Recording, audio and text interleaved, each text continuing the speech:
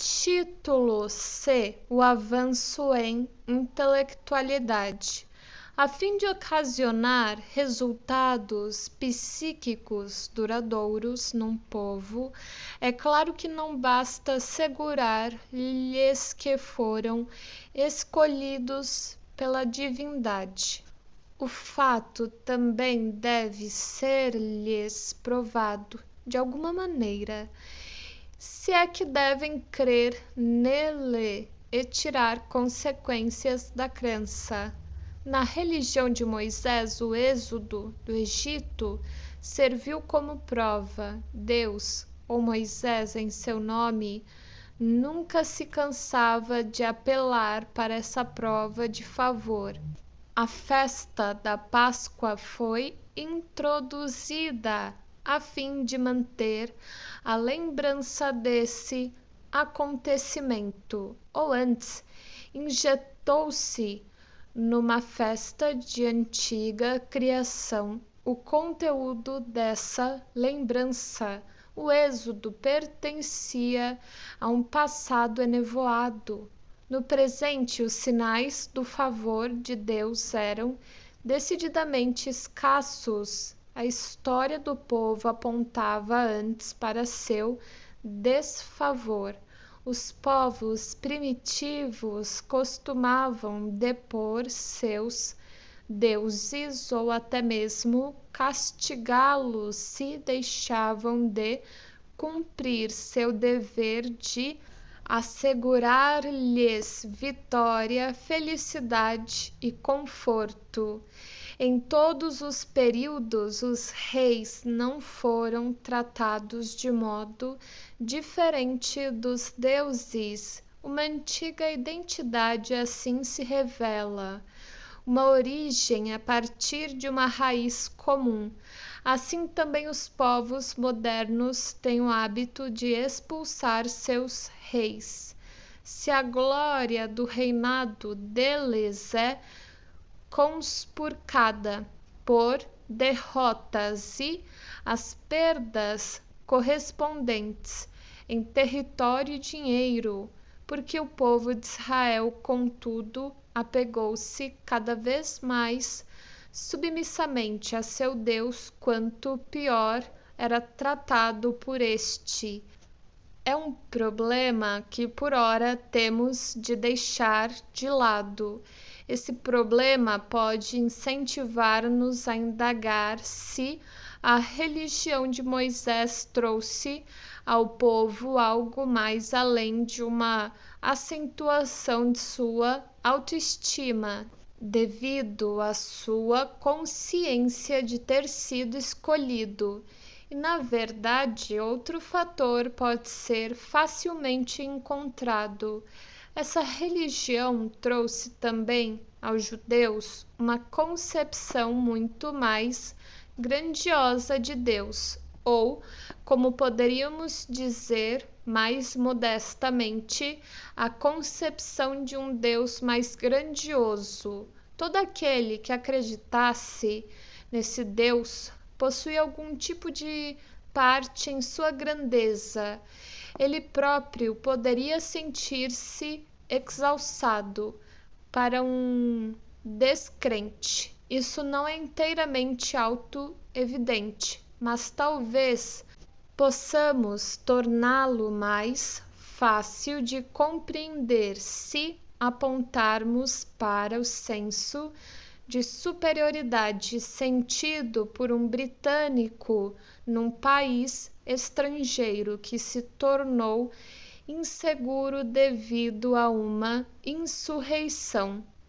Sentimento completamente ausente no cidadão de qualquer pequeno estado continental, pois o britânico conta o fato de que seu government enviará um navio de guerra se um só dos cabelos de sua cabeça for tocado, e que os rebeldes compreendem isso muito bem, ao passo que o pequeno estado não possui navio de guerra algum. Assim, o orgulho da grandeza do British Empire tem raiz também na consciência da maior segurança, travessão, da proteção, travessão desfrutada pelo indivíduo britânico. Isso pode assemelhar-se à concepção de um Deus grandioso, e visto que mal se pode ter o direito de auxiliar Deus na administração do mundo, o orgulho da grandeza de Deus se funde com o orgulho de ser escolhido por Ele. Entre os preceitos da religião de Moisés, há um que é de importância maior do que parece inicialmente. Trata-se da proibição contra fabricar uma imagem de Deus, a compulsão a adorar um Deus que não se pode ver. Nisso, suspeito eu, Moisés excedia a rigidez da religião de Aten. Talvez ele simplesmente quisesse ser coerente. Se Deus, nesse caso, não teria nome nem semblante, talvez fosse uma nova medida contra abusos mágicos. Mas, se essa proibição fosse aceita, deveria ter um efeito profundo, pois significava que uma percepção sensória recebia um lugar secundário quanto ao que poderia ser chamado de ideia abstrata, um triunfo da intelectualidade sobre a sensualidade, ou, estritamente falando, uma renúncia instintual com todas as suas sequências psicológicas necessárias. Isso pode não parecer óbvio à primeira vista, e antes que possa proporcionar convicção, temos de recordar outros processos do mesmo caráter do desenvolvimento da civilização humana. O mais antigo desses, e talvez o mais importante, está fundido à obscuridade das eras primevas. Seus assombrosos efeitos compelem-nos a asseverar sua ocorrência em nossos filhos, em adultos que são neuróticos, bem como em povos primitivos. Deparamo-nos com o fenômeno mental que descrevemos como sendo uma crença na onipotência de pensamentos. Em nosso juízo, esse fenômeno reside numa superestimação da influência que nossos atos mentais, nesse caso intelectuais, podem exercer na alteração do mundo externo. No fundo, toda a magia precursora de nossa tecnologia repousa nessa premissa. Também toda a magia das palavras encontra aqui seu lugar, e a convicção do poder ligado ao conhecimento e à pronúncia de um nome. A onipotência de pensamentos foi, supomos nós, expressão do orgulho da humanidade no desenvolvimento da fala, que resultou em tão extraordinário avanço das atividades intelectuais. Escancarou-se o novo reino da intelectualidade, no qual ideias, lembranças e inferências se tornaram decisivas em contraste com a atividade psíquica inferior, que tinha como seu conteúdo as percepções diretas pelos órgãos sensórios. Esse foi indiscutivelmente um dos mais importantes estádios no caminho da hominização. Podemos muito mais facilmente aprender outro processo de data posterior, sob a influência de fatores externos nos quais não precisamos ingressar aqui e que também em parte são insuficientemente conhecidos, aconteceu que a ordem social matriarcal foi sucedida pela patriarcal, o que naturalmente acarretou uma revolução nas condições jurídicas até então predominantes. Um eco dessa revolução parece ainda ser audível na Orestia de Ésquilo. Mas esse afastamento da mãe para o pai aponta, além disso, para uma vitória da intelectualidade sobre a sensualidade, isto é, para um avanço em civilização, já que a maternidade é provada pela evidência dos sentidos, ao passo que a paternidade é uma hipótese baseada numa inferência e numa premissa. Tomar partido dessa maneira por um processo de pensamento, de preferência a uma percepção sensória, provou ser um passo momentoso. Em algum lugar entre os dois acontecimentos que mencionei, ocorreu outro que apresenta a máxima afinidade com o que estamos investigando na história da religião. Os seres humanos viram-se obrigados, em geral, a reconhecer as forças intelectuais, geistige, isto é, forças que não podem ser apreendidas pelos sentidos, particularmente pela vista, mas que não o bastante produzem efeitos indubitáveis e, na verdade, extremamente poderosos.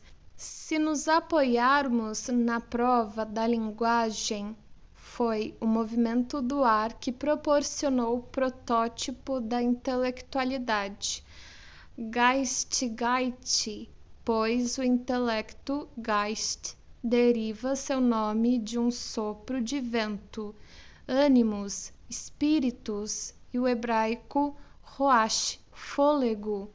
Isso conduziu também à descoberta da mente, Sili, ou Siili, alma, como princípio intelectual, Geistigen, nos seres individuais. A observação encontrou o movimento do ar mais uma vez na respiração dos homens, que cessa quando eles morrem. Até o dia de hoje, um homem moribundo exala o espírito Sili. Agora, contudo, o mundo dos espíritos Geisterreich jaz aberto aos homens. Eles estavam preparados para atribuir à alma Sili, que tinham descoberto em si próprios a tudo na natureza. O mundo inteiro era animado, bisilte, e a ciência que surgiu tão mais tarde muito teve de fazer para mais uma vez despir parte do mundo de sua alma. Na verdade, mesmo nos dias de hoje, ela não completou essa tarefa. A proibição mosaica elevou Deus a um grau superior de intelectualidade. Abriu-se então o caminho para novas alterações na ideia de Deus, as quais ainda temos de descrever, mas podemos considerar primeiro o outro efeito da proibição.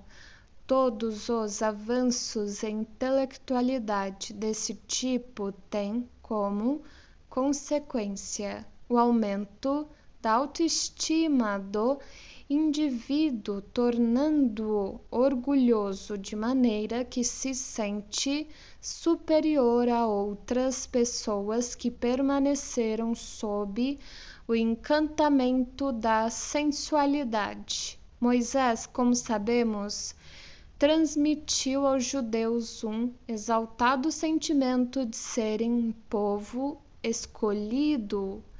A desmaterialização de Deus trouxe uma nova e valiosa contribuição para o secreto tesouro desse povo.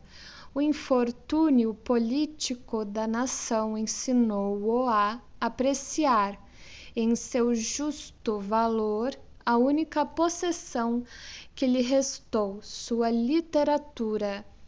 Imediatamente após a destruição do templo em Jerusalém por Tito, o rabino Jochanan ben Zakkai solicitou permissão para abrir a primeira escola de Torá em Jabné. Dessa época em diante, a escritura sagrada e o interesse intelectual por ela mantiveram reunido o povo dispersado. Tudo isso é geralmente sabido e aceito. Tudo o que eu quis fazer foi acrescentar que esse desenvolvimento característico da natureza judaica foi introduzido pela proibição mosaica contra adorar a Deus numa forma visível, a permanência concedida aos labores intelectuais através de cerca de 2000 anos na vida do povo judeu teve naturalmente seu efeito. Ela ajudou a controlar a brutalidade e a tendência à violência, aptas a aparecer onde o desenvolvimento da força muscular constitui o ideal popular, a harmonia no cultivo da atividade intelectual e física, tal como alcançada pelo povo grego, foi negada aos judeus. Nessa dicotomia, a decisão deles foi pelo menos a favor da alternativa mais digna.